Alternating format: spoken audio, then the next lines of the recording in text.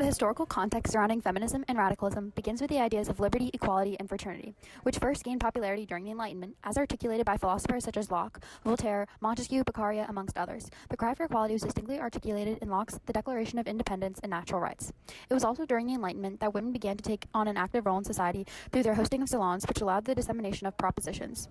The period's new emphasis on equality led in part to the French Revolution. According to Freiler, France experienced a period of time in which those who were not members of the nobility or clergy began to demand the previously stated freedoms. To expand, women played a significant role during the Revolution, as illustrated by the Women's March on Versailles. Parisian women from the city led the historic march on October 5, 1789, to protest high prices and scarcity of bread. Historian Lynn Hunt argues that this was an extremely significant event of the French Revolution because it forced the royals to return to Paris. Both the Enlightenment and French Revolution demonstrated society's collective desire to obtain natural rights such as freedom of speech and press, fair representation in government, lower taxes, the right to own property, and some women longed to be included in this discussion. Furthermore, extreme radicals, British Chartists, and Republicans on the continent demanded universal male suffrage and full citizenship without regard to wealth and property ownership. Some even argued that such rights should be extended to women, which questioned gender privilege and represented the desire to establish gender equality. These movements continued to gain traction during the Industrial Revolution, first developing in Great Britain. Skilled workers who were put out of work by machinery formed the Luddites, who were a radical group that despised new technology. Essentially, the seeds of feminism and radicalism were first planted during the Enlightenment and continued to grow throughout the French Revolution and the Industrial Revolution. According to Nahuel Valenzuela, radical changes in the European continent came about due to the implementation of capitalist mode of production, the resulting modernization and industrialization of society, and the spread of egalitarian democratic ideology by the Enlightenment and the French Revolution. In this slide, I will be talking about the different influential feminists during this time period. The first one I will be talking about is Mary Wollstonecraft. Mary Wollstonecraft was the writer of the Vindication of Rights of Women. The main idea of her writing was that women were not inferior to men, but they lacked education. She desired for education to be available to women as well as men. Olympe de Gouges. Olympe de Gouges was the author of the Declaration of Rights of Women and the Female Citizen. The thesis of this piece of writing was that women have the same inalienable rights as men. Due to her radical thinking, Olympe was guillotined during the Reign of Terror. Flora Tristan. Flora Tristan helped lay the foundations for modern feminism and the idea that the progression in women's rights were correlated with the working class. Lastly, John Stuart Mill. John Stuart Mill was the author of The Subjugation of Women. The central idea of this writing was that when women have rights, society will be able to grow, and that women's rights are directly tied with all social issues. All in all, radicals favored equality and universal male suffrage. Certainly, moderate ideologies are placed in the center of the scale. They foster the ideas of the Enlightenment and are truly individualistic. Essentially, these figures stress the social contract and protection of individual freedoms. The thought was, if they were protected, the individual would be able to blossom. Ideologies based off of thinkers like John Locke and Voltaire would be in the center. Differently, on the opposite ends of the spectrum, the radical ideas are placed, and generally speaking, they hold more importance as a collective identity, whether it be religious or nationalistic. The Catholic Church attempting to eradicate Jews, Muslims, and Protestants is an example of a far-right collective religious adherence. Also, some nationalist groups would protect their nation at the expense of others. Radicals would be placed at either ends of the scale depending on their motives. Generally speaking, the roots of all radical ideas adhered mostly to the beliefs of Jean-Jacques Rousseau. Notably, Rousseau was a collectivist aiming to appease the general will. In short, these radicals see people as belonging to specific groups opposed to the individual people in the groups. If one was to object against the social or religious ideas of the general will, they would have to be removed or eradicated.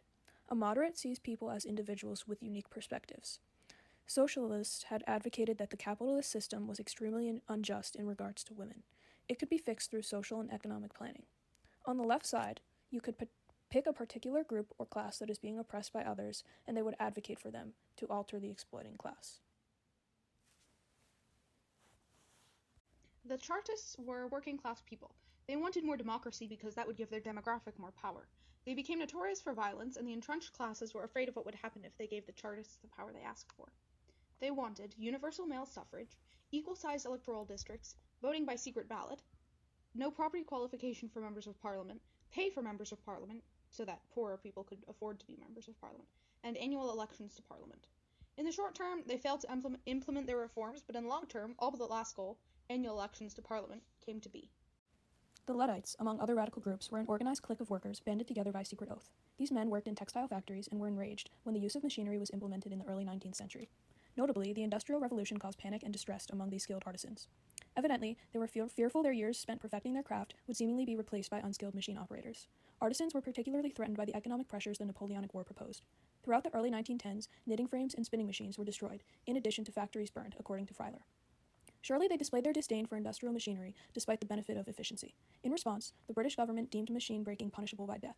They were dubbed the name Ludds after their mythical leader Ned Ludd. This young apprentice was rumored to have wrecked a textile apparatus in 1779. Currently, the term Luddite is a blanket name used towards people that resist the implementation of technology. Nonetheless, its roots date back to the conspired revolts of the early 19th century. Opposition to feminism and radicalism.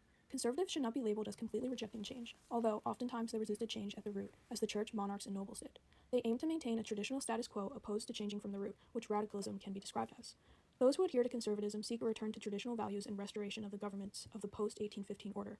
In A Vindication of Natural Society, written by Edmund Burke, he expressed the vitality of the passions of human beings, and sought to employ customs and traditions which best express the wants and needs of society, while regulating it.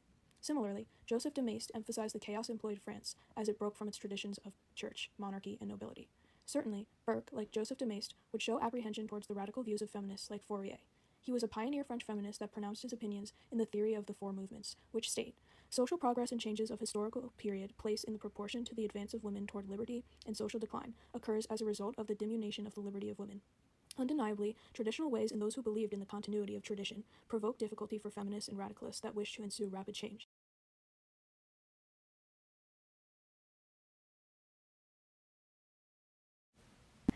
These are the buzzwords for our presentation. Firstly, we have gender privilege. Gender privilege is a system of rights a man has access to based on their gender and their ability to adhere to the masculine norm. Secondly, we have gender equality, when individuals are given the same opportunities regardless of gender. Thirdly, we have natural rights. Natural rights are inalienable rights each person should be entitled to. Lastly, we have proletarian. Proletarian is the social class of laborers and the lowest class within a society.